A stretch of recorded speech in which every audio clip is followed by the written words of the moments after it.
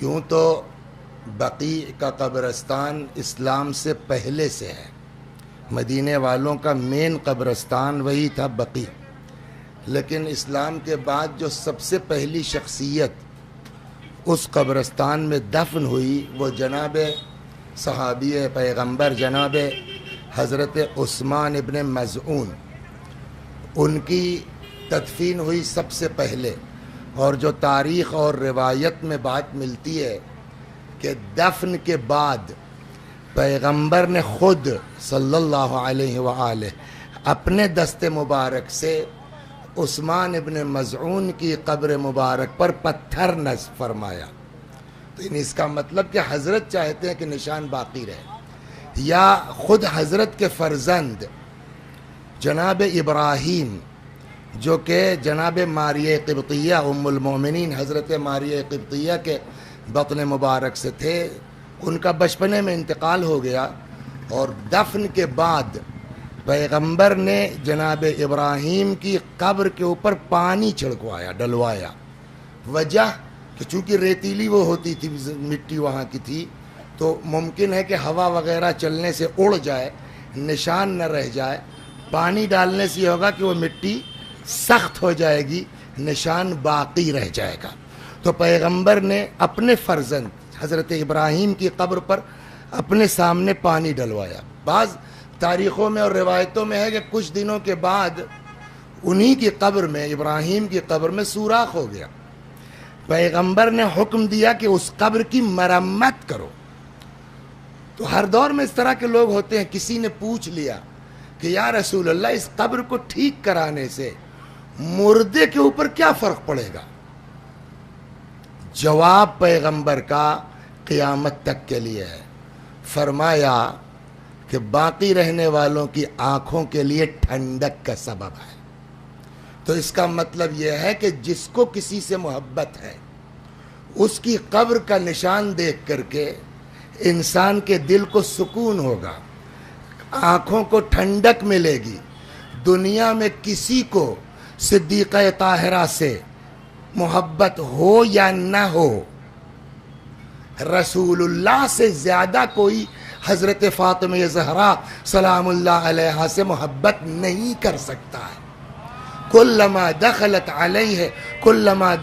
علیہ فاطمہ قام الیہا رسول اللہ، جب کبھی حضرت کی بارگاہ میں تشریف لاتی تھی، رسول اللہ احترام فاطمہ میں کھڑے ہو جاتے تھے۔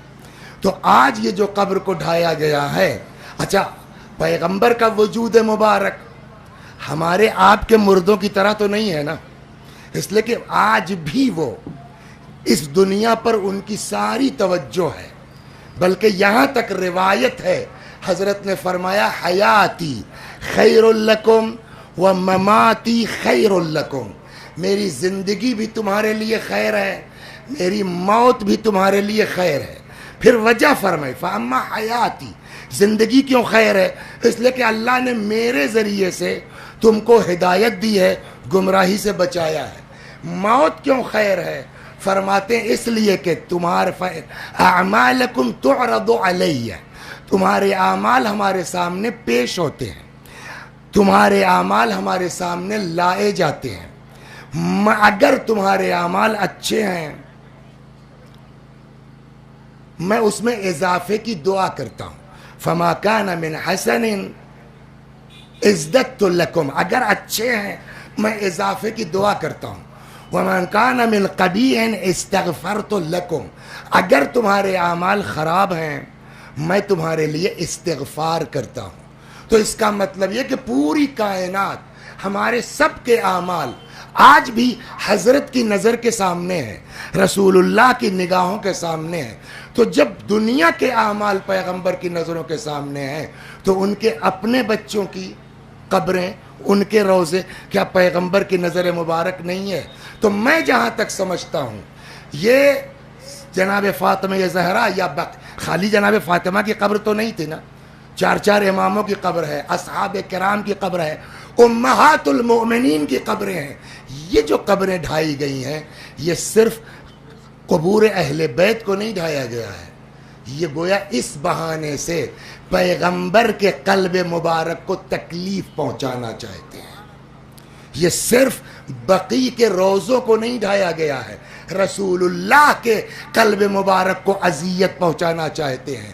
تو اب ظاہر سی بات ہے کہ جو نبی کے قلب مبارک کو اذیت پہنچانے کے لیے کوشاں ہو، اس سے ہم آپ کیسے راضی ہو سکتے ہیں؟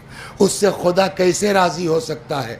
بہت سے علماء ہیں، بزرگ ہیں، وہ اپنی باتیں آپ کے سامنے رکھیں گے۔ میں صرف اللہ کی بارگاہ میں صرف اتنی فریاد کرتا ہوں، پالنے والے، جن لوگوں نے تیرے نبی کے قلب کو اذیت پہنچائی ہے، یا اللہ ان کو دنیا میں بھی رسوا فرما، آخرت میں بھی جہنم نصیب فرما۔ اور جن لوگوں نے اس احتجاج کے لیے اہتمام کیا، کوشش کی، علماء تشریف لائے، مومنین و مومنات، سب کو یا اللہ توفیق عطا فرما، ہمارے دلوں میں رسول اللہ اور آل رسول کی محبت میں اضافہ فرما۔ والسلام علیکم ورحمۃ اللہ وبرکاتہ۔